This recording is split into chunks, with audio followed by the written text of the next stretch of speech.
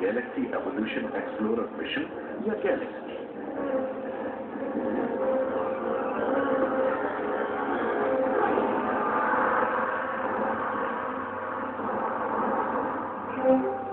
Galaxy evolution explorer एक ऐसा ultraviolet telescope है जो ब्रह्मांड को अल्ट्रावायलेट वेवलेंथ में देखता है।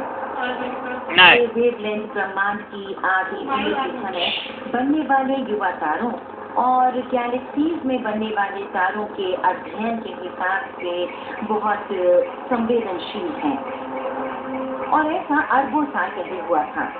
लेकिन हम इसके जरिए उन चमकदार लहरों को भी देखते हैं जो तब बनती हैं जब ब्लैक होल किसी तारे को निकल रहा होता है। ये तारा अब अपने आप को संभाल नहीं पाता, ये टुकड़े टुकड़े हो जाता है और तारे वाली गैस ब्लैक होल में समा जाती है। इसमें से कुछ गैस बड़ी तेजी से ब्लैक होल में से निकलती है, लेकिन गैस का कुछ हिस्सा इसमें समा भी जाता है और इस प्रक्रिया में बहुत गर्म हो जाता है और इसमें से अल्ट्रावायलेट और एक्स-रे रेडिएशन की चमकदार किरण निकलती है। गैलेक्स की मदद से सूबी बिजारी और दूसरे शोधकर्ता 4 अरब प्रकाश वर्ष की दूरी पर इस घटना को होता देख पाए।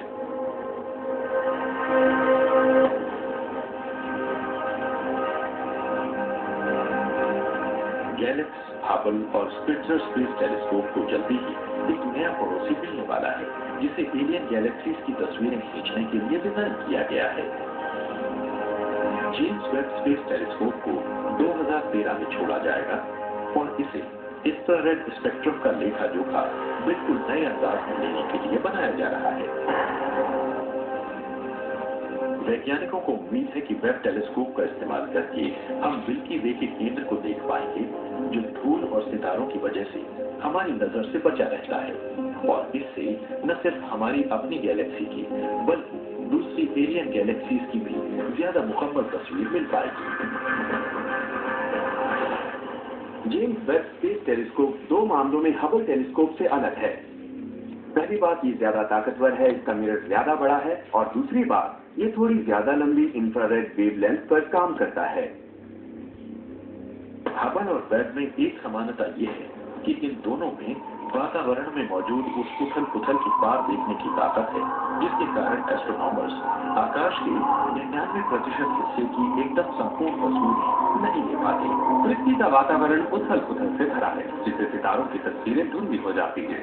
तो अगर पृथ्वी का कोई वातावरण न होता तो हमें सितारे एकदम साफ नजर आते।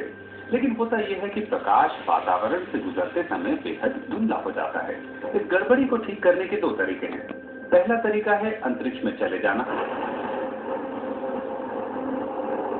और दूसरा तरीका है कि टेलीस्कोप को जमीन पर इस तरह लगाना कि ये इस उथल-पुथल के प्रभावों को दूर कर सके। इस टेक्नोलॉजी को दरअसल हम एडैप्टिव ऑप्टिक्स कहते हैं।